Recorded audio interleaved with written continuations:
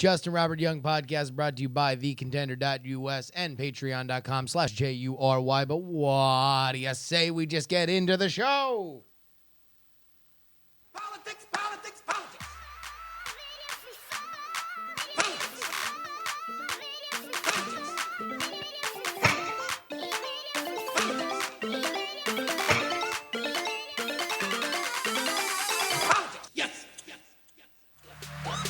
Oh,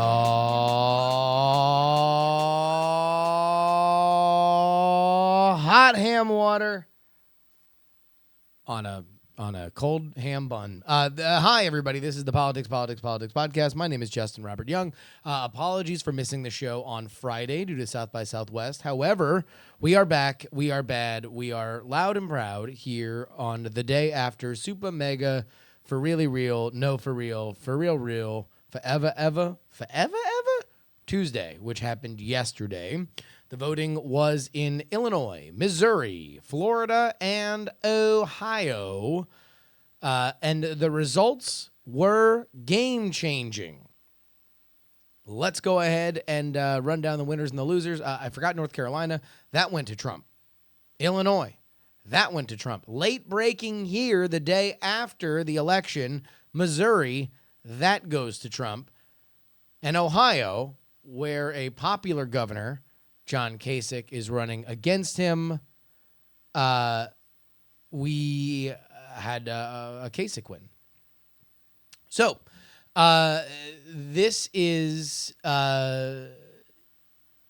effectively, and Hillary won everything. So, on the next politics, the main show, the big show, the big shebang on Friday, I have a larger, big macro look, but let's look at the micro, which is that the loss in Florida, and it was a bad loss, Marco Rubio is now out of the race.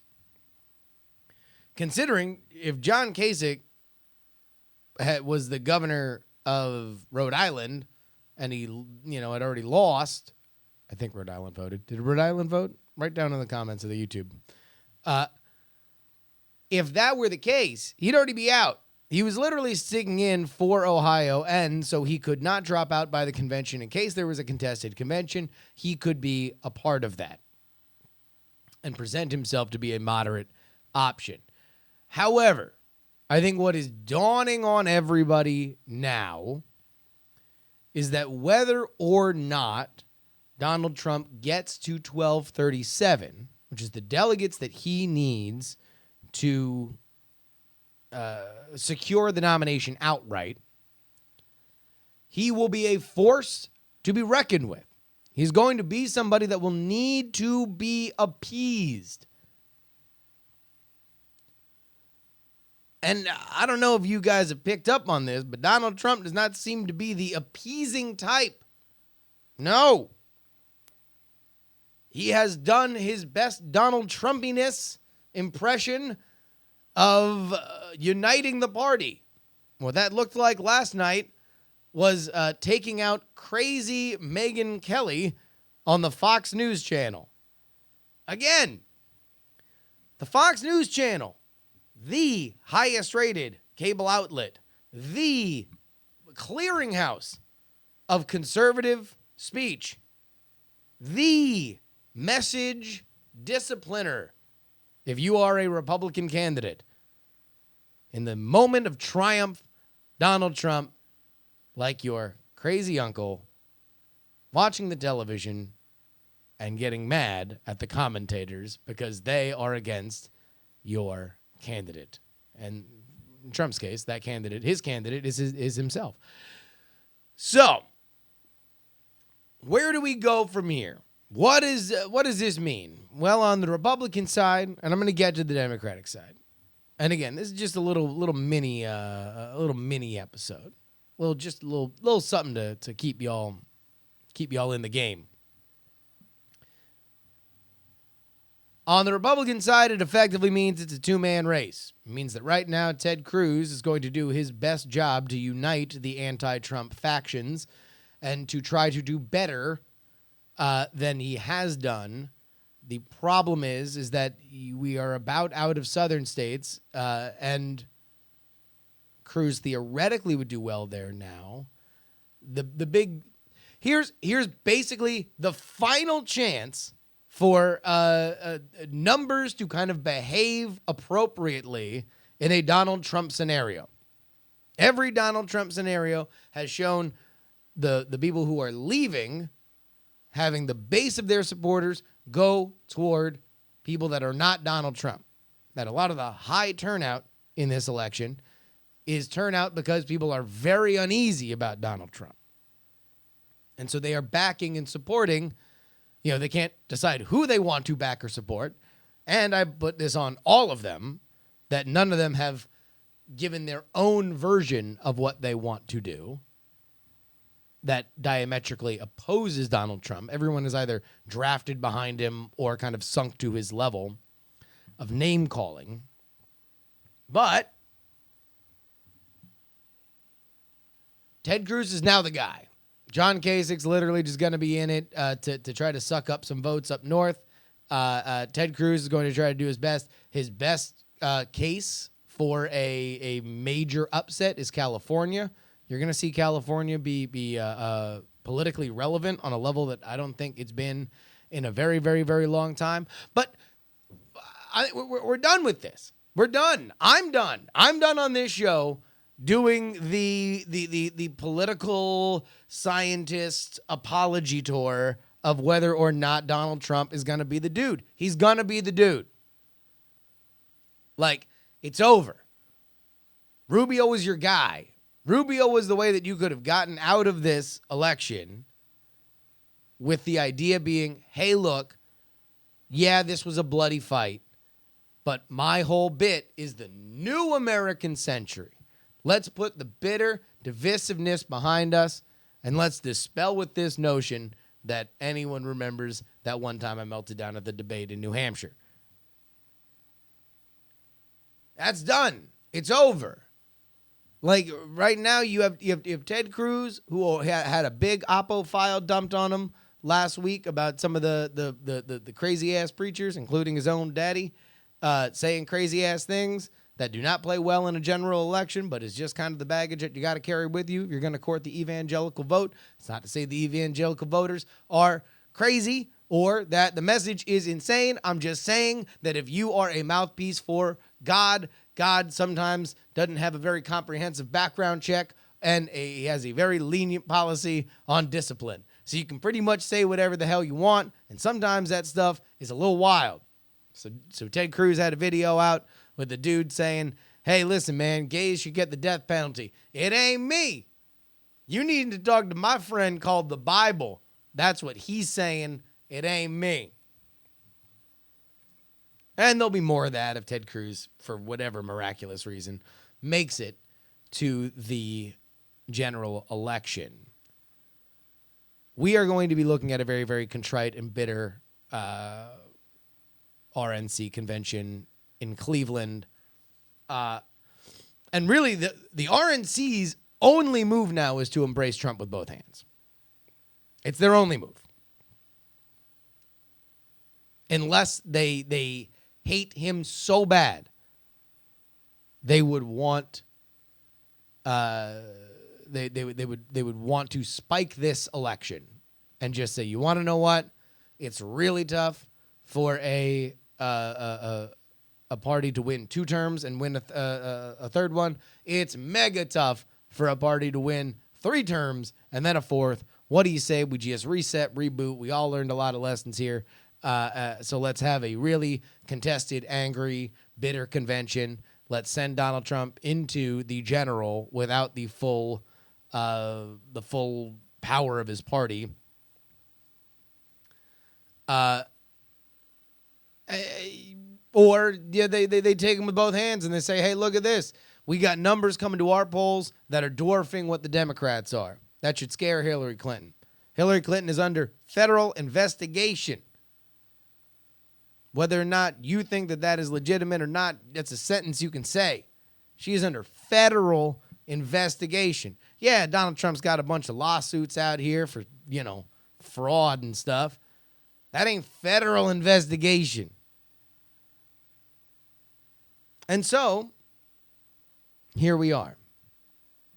Now, real quick, because, again, this is a very short version. I'm going to try and get out here before Daily Tech News Show pops on live on DiamondClub.tv, which is where you can always watch this podcast. Let's swing on over to the Democratic side. Now, funny story. I was on our Diamond Club subreddit, reddit.com/r/Diamond Club. And I had an awesome person make a thread about this show. Now, this show is a very niche audience. You know, I mean, a lot of political people who know me from other stuff. Very rarely. It is a strange element to me that there's there's commentary on my commentary. Now, I know that's a thing, right? And most people who are discussing politics have some kind of bent one way or another. I try to do my best to just kind of give a larger bird's eye view of stuff as I see it. But an awesome listener wrote an awesome post, and he said, hey, listen, Politics X3, I'll dig the show. I'm finding it hard to listen to it lately. Oh. Because of Justin's very obvious Hillary bias. Now, I like to think I'm pretty good with criticism. I like to think I have a bit of a thick skin, and 9 times out of 10, when I read negative things about me, I kind of respond with yes and. You know, I got that improv training for bad for people who think ill of me. Yeah, no, I get it. And anything else? Like, 'cause I'm just trying to find out if you know anything that I don't.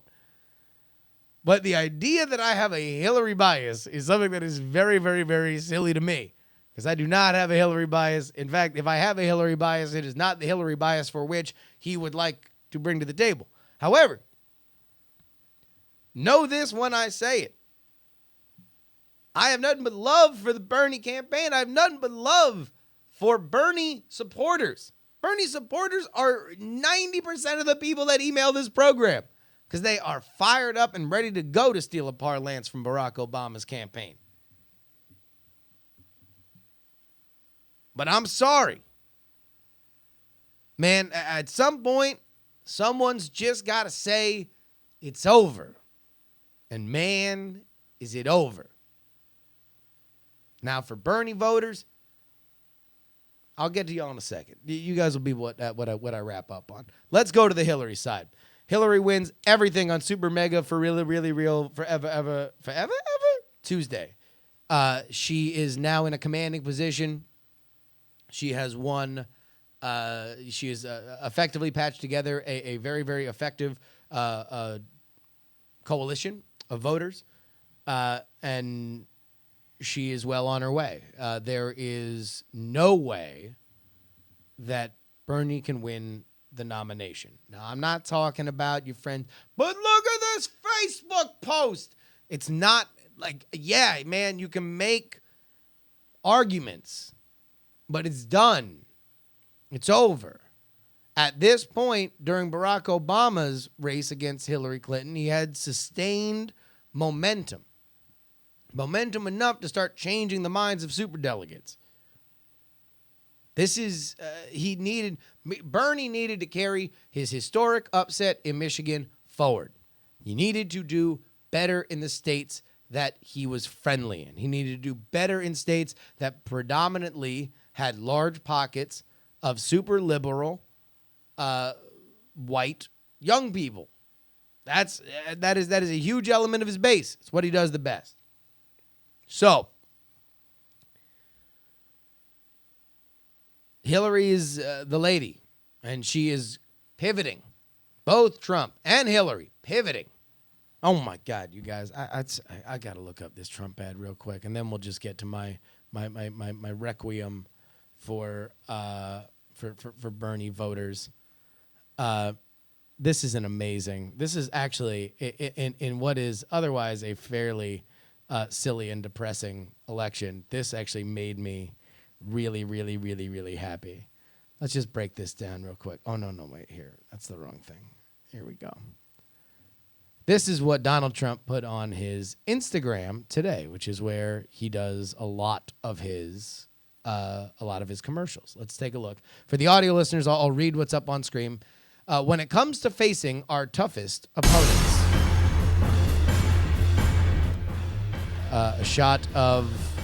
So that was a shot of Vladimir Putin and an ISIS video.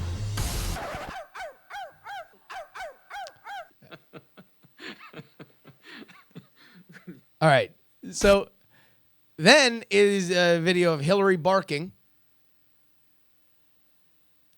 Then a video of Vladimir Putin giggling. And then maybe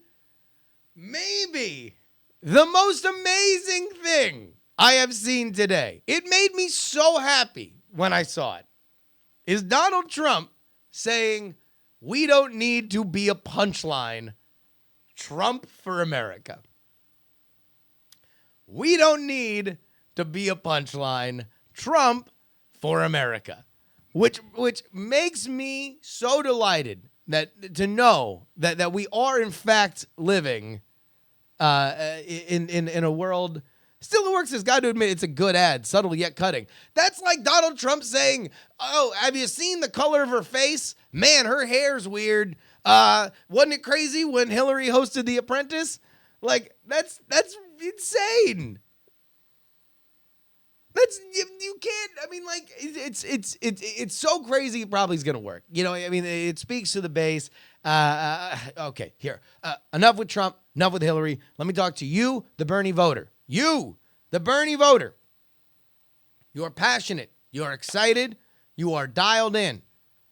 You are all beautiful and unique snowflakes. I love all of you. I think that the Bernie Sanders campaign has brought an electricity to an element of our society.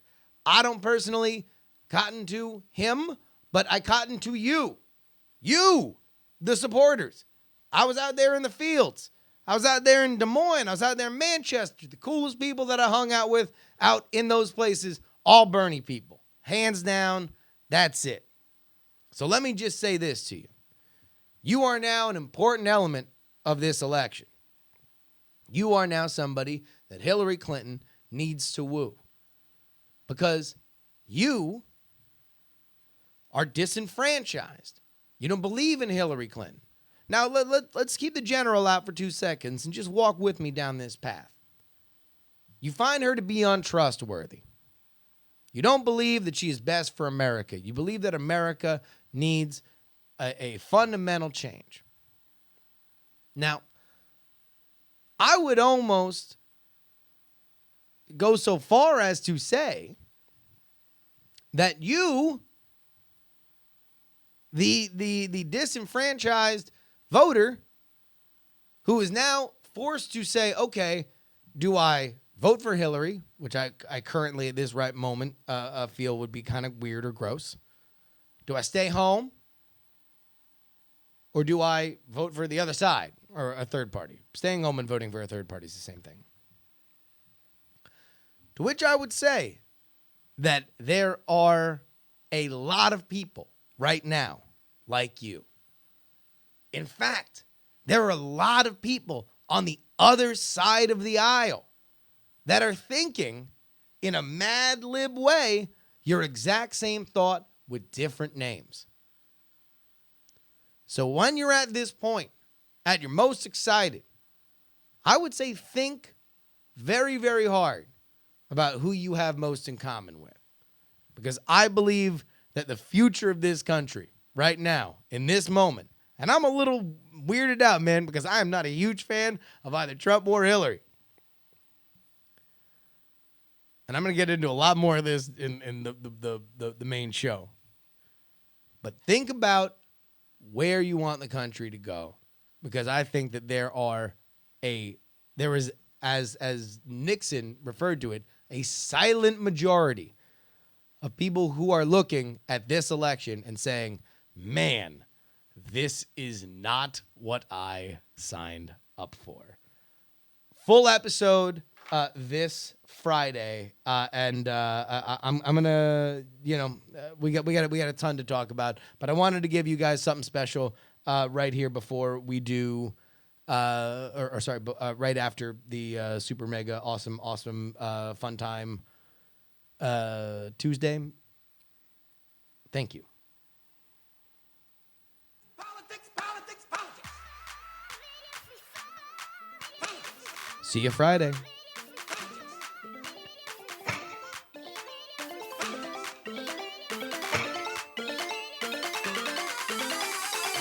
Yes.